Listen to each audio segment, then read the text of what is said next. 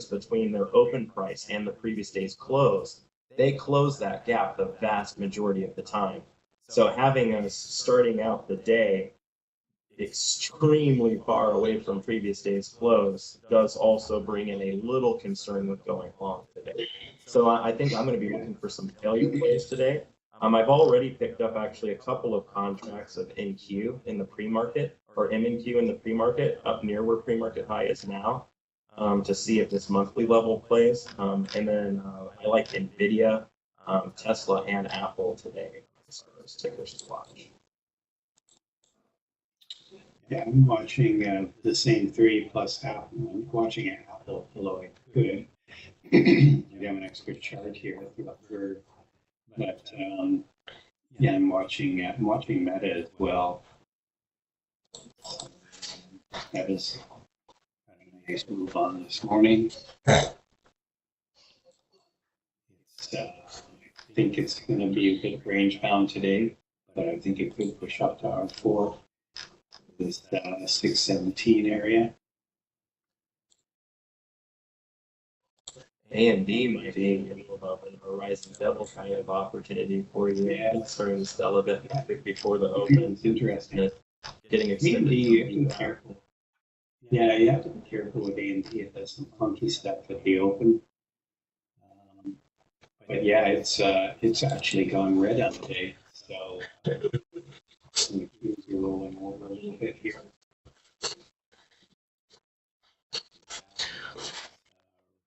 Still slightly red.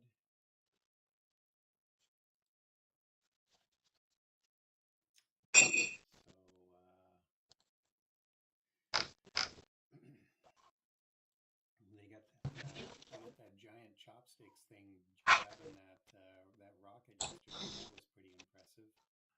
Wasn't that awesome? I thought it was so wild.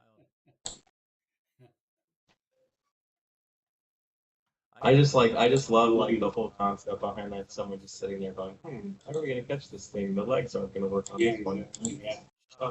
Yeah. What do we got here? Gonna open here in about 20 seconds. Remind everyone in YouTube there is a small delay between us.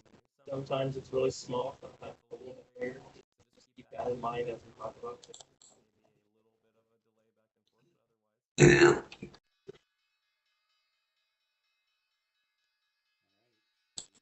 bit of a delay back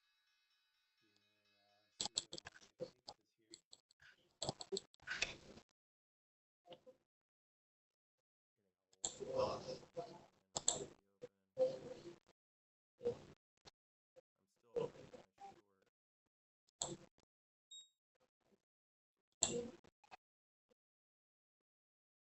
Watching AMD to see if it does break down. NVIDIA's gone the other way.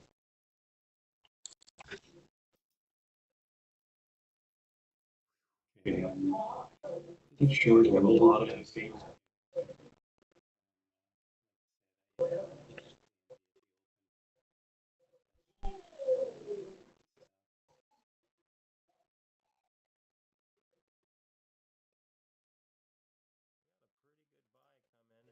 Hit right there as we sold. There we go. Just covered some AMD under 67. Oh, really nice.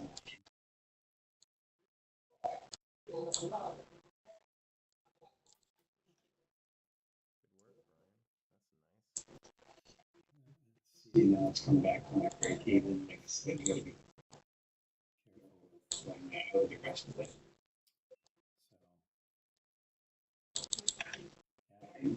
NVIDIA is absolutely ripping.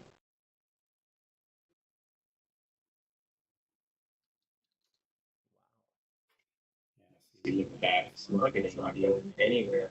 NVIDIA's ripping while everything else is stagnant. kind of position there. AMD, but you just never know. So, show weakness.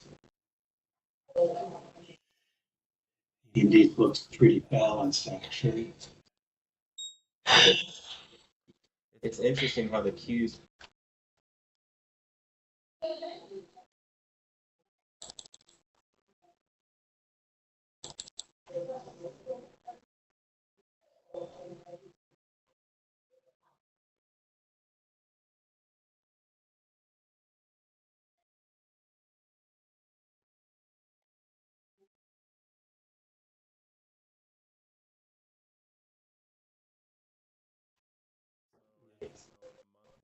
think it's all-time high, at least it's recent. Like 147.6. So it basically looks like trying to make a run. This is very aggressive.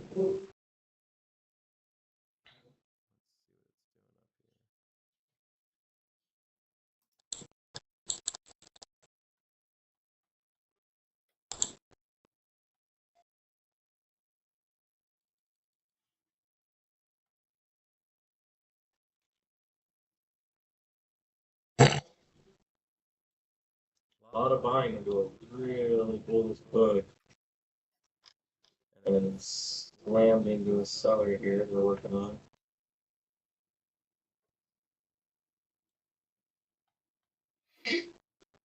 The Qs just literally broke out here.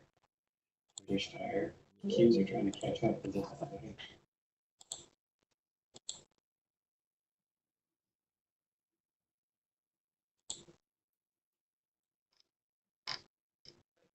Huh. IWM's struggling here. It's interesting.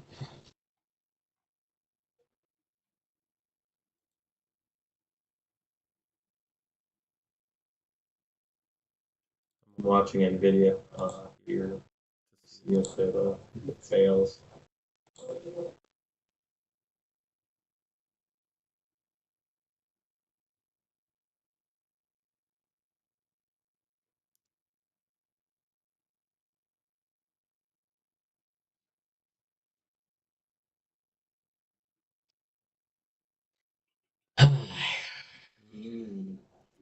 Moving. Very aggressive. Yeah, Verb is breaking out. I think Verb is halted. Just got a long sum in D there at 168.20. See if we can break out here.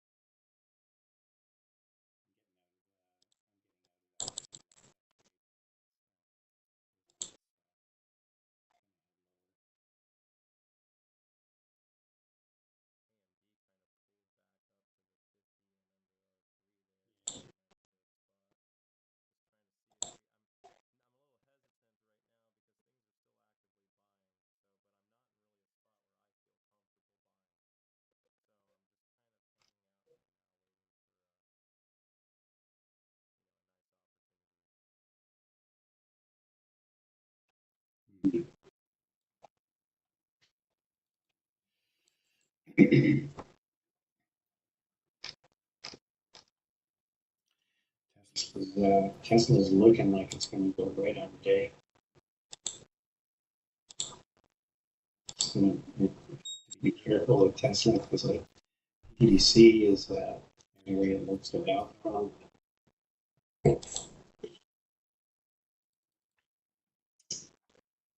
Indeed, did break out there, but pulled back immediately.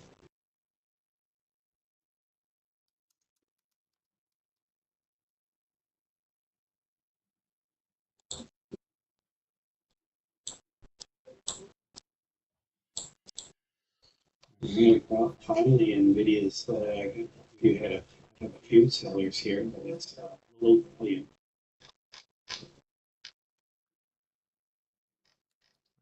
Got my eye on the Qs here. Just seeing what happens. Looking for a seller.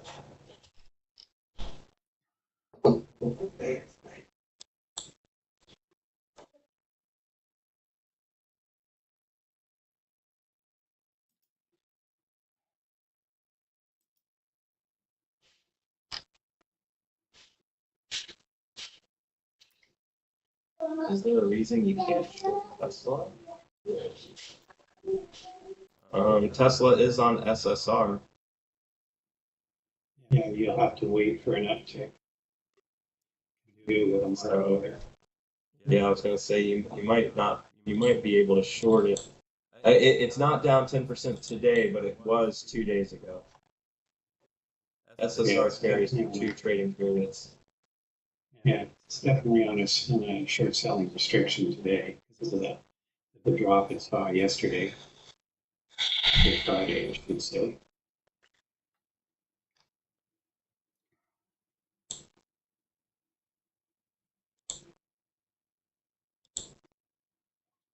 So you can still get short on it while it's in short selling restriction. You're just going to need to get filled on the uptick. So you'll have to drop either a limit order right behind the price or use a market order that gives you a plus. So it can fill in the profit position.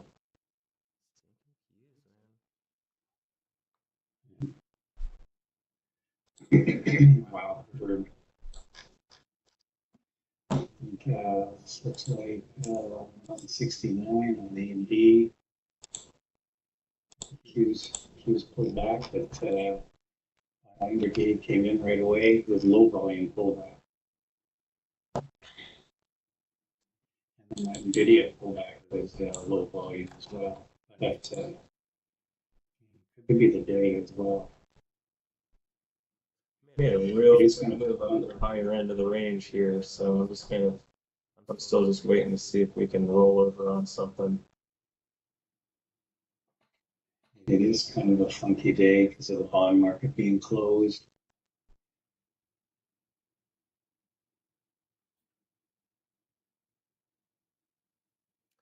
So I mean, admittedly I'm more of a range trader, so I don't really do well on momentum. That's one of the things I kind of had to be in tune with very early in my trading career.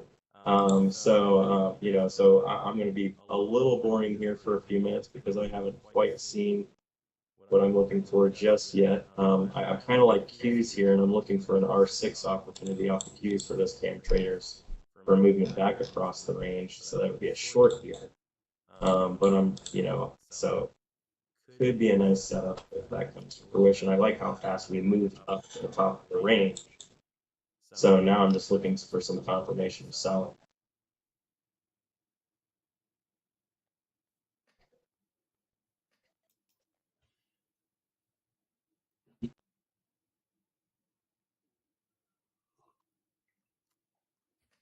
Verb is open again. Those that are looking for some spice, careful with that, it's dropping.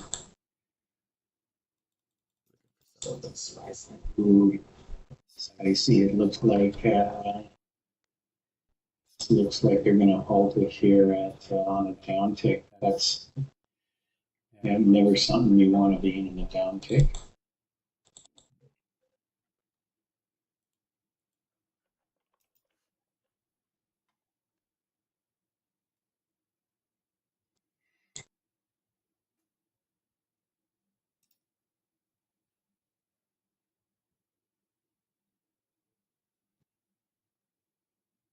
Yeah, there, that makes sense.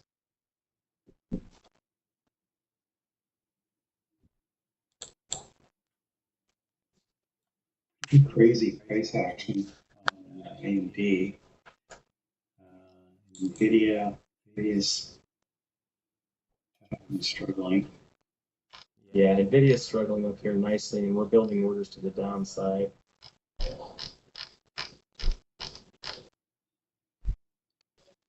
But the volume really hasn't started to hit the sell side as much yet, so Yeah. see that. Happy Thanksgiving to all our Canadian friends out there, Canadian traders, Canadian mods, and Canadian members.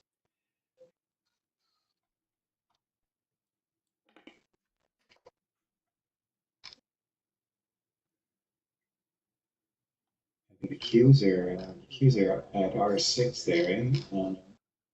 Yeah. Everything's kind of where I like it. I'm just not really seeing I haven't quite seen the signal yet or the obvious. No. The struggle is real. They're definitely having a lot of trouble finding fresh buyers to come in here. So, and we made a very aggressive move to the top of the range very quickly. So, I mean, I feel pretty comfortable with entertaining the idea of a short here. I would just like to see some more so. More confirmation. Shorted AMD again. Just covered some. 167.30. Yeah, it's pretty tough trading right now. Come on down, AMD. 167. That's low day.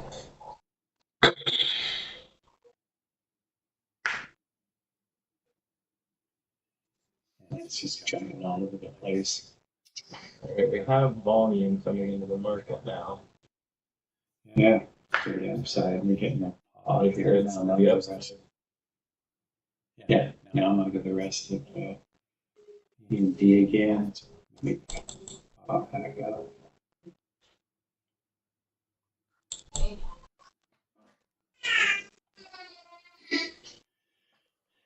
Nvidia's dropping.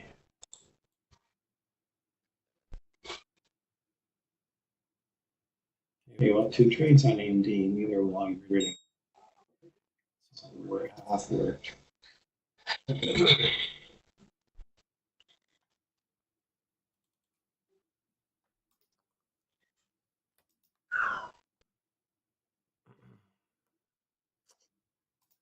And I threw a couple shares short on Nvidia.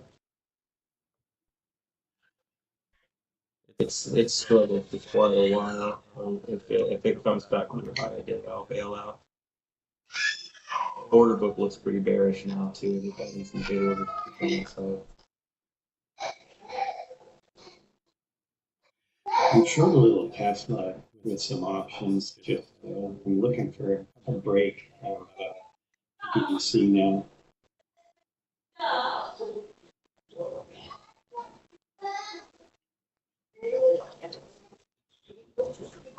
Here we go. Now we're in the red on Tesla.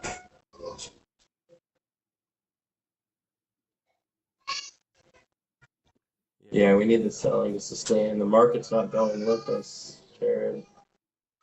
I like my idea. It would have been nice to see a big seller hit the market at the same time.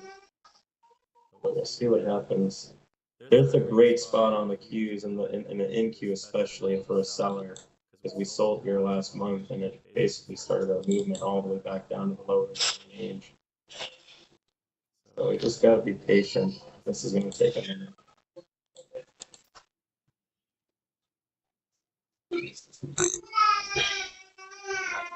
Wish it had opened a little lower. I could have bought on the board. The market opened a little lower. Yeah. Okay, sold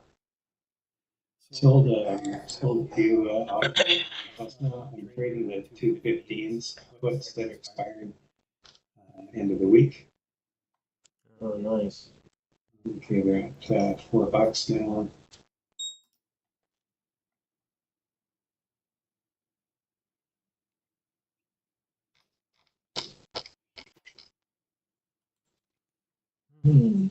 Yeah, the book just was really aggressive. All right. Wait.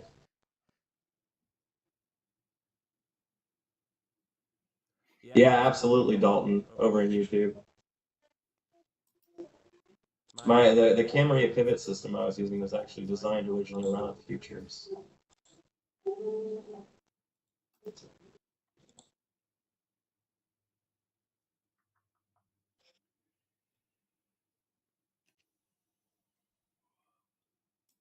Still just holding my Nvidia short for now. I don't want to take another trade until I see if this gets stopped out or not.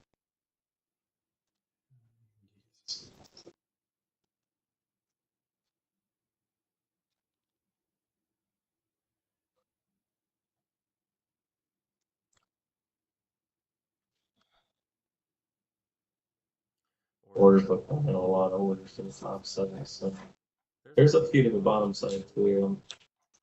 But I really like to sell, but not enough volume came in it sold, so I'm not as Happy on the Nvidia short now. But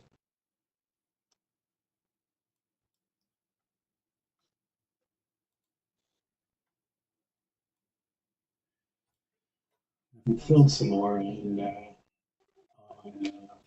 the Tesla puts at $4.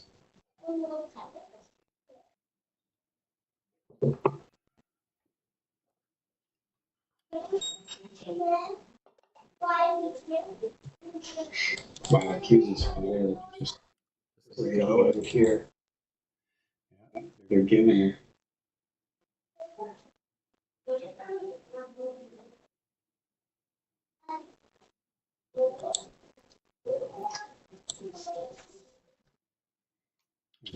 There's some orders there at 217 on Tesla, 215. I don't know if we're going to get there. With a bit of a pop here, maybe.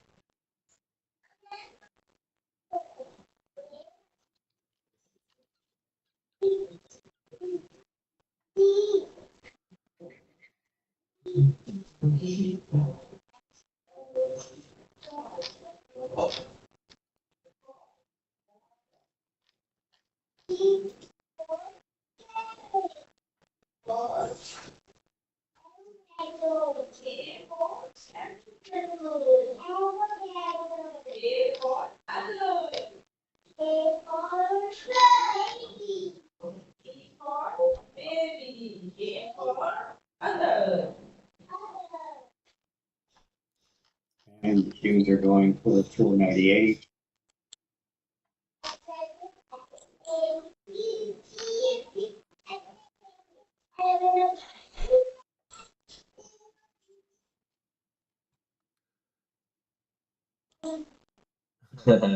no worries, Mina.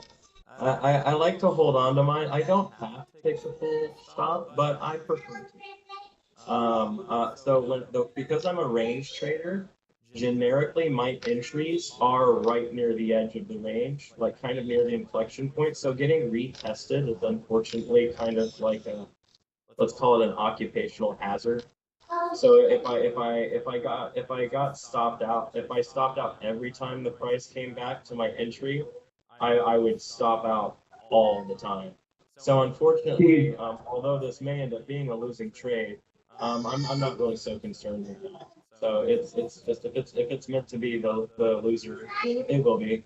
But if this does work in my favor, because I'm still only slightly above my original entry price, if this does work in my favor, this will be this could make this one trade will make potentially make my entire day.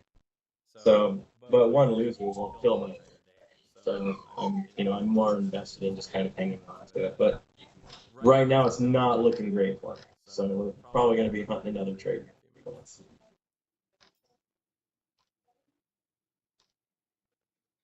So Francisco asked me, why don't I stop out at break even and then get back in?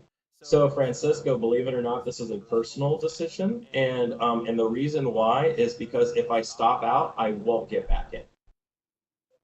What I found is I ran through my stats that if I got in and it came back and stopped me out, I was significantly less likely to get back in than I was if I took the stop and then got back in. Oddly enough, I don't know if there's something about losing makes me more willing to risk more versus going break even makes me more willing to makes me more confident. You know what I mean? But for me, statistically, it was better just to take the loss because the really most bad for me is when I would lose or it would go out at break even. I wouldn't get back in, and then I have to watch the trade go all the way and hit my target. And that would if that I was not in, that would like tilt me beyond all metrics. Yeah, it's kind of like flipping the position. It's you're short and then you want to go long. It's kind of like you got to flip your mentality, and sometimes that's hard.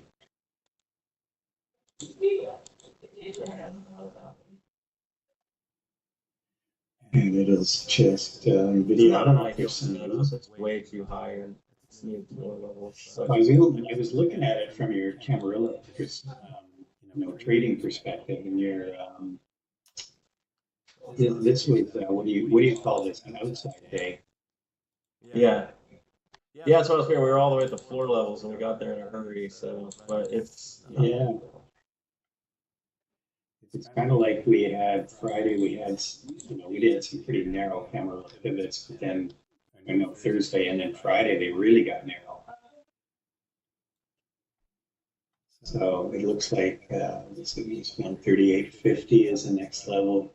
Some big orders there.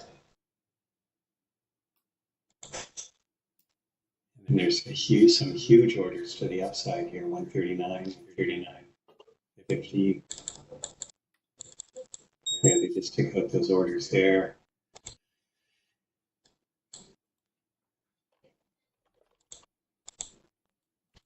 Hey, Dalton over on YouTube. I like Footprints okay. I use Bookmap more just because it's what I'm used to, but I think Footprints work great. I also like there's a lot of features like through Ninja and otherwise you can get like the volume profile and like the buying dots and stuff actually put right onto your chart. So when you see big buys or big sells, you get a big dot right on your chart. When you're using your Camarilla pivots, do you have the box checked for calculating using pre and post? The pre-market or data or whatnot. So what I do basically is, as I've been taught to use them, is that if the current price, like at the time of the open, if the current price of the pre-market or the post-market from the previous day stayed inside the highs and lows of the open day, then we don't generically use it because why add the extra data that you don't need? But like if the price gaps or it goes outside the previous day's highs and lows, now we've got new data to consider, especially if you have like a big gapper, you'll have to add it. If not, the cams won't be in there. So, but that's pretty much it. How we do. So I won't toss you my Dream Deck that'll switch it back and forth for me. My toss configuration actually automatically switches it. It actually looks at the right. Okay. It'll actually put on the right cams or turn on the right ones to have the wrong ones. Interesting. I'm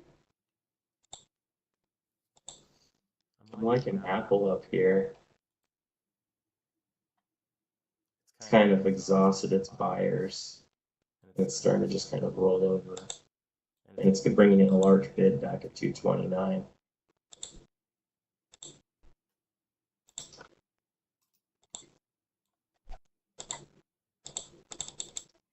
Just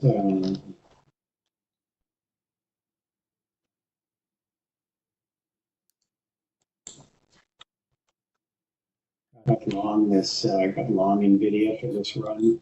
It's a 139.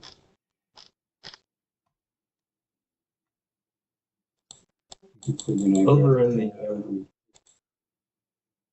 the YouTube, Logan was asking why his DOS montage doesn't show the order book as deep as ours.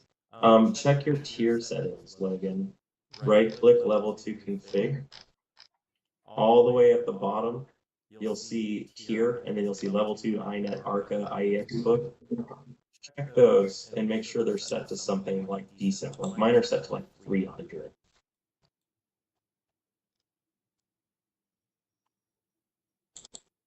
And if you liked that little advice there, make sure to throw me a little thumbs up.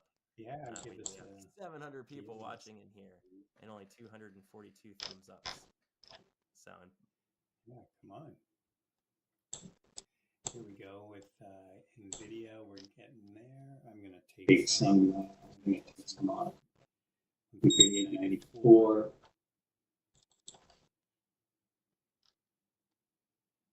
I think we are going to blow through this 139. We got a huge order at 140. Still hanging up there. Hey Brian, question from the room that I want to know the answer to, so I'm going to bump it in. Why on the Tesla one?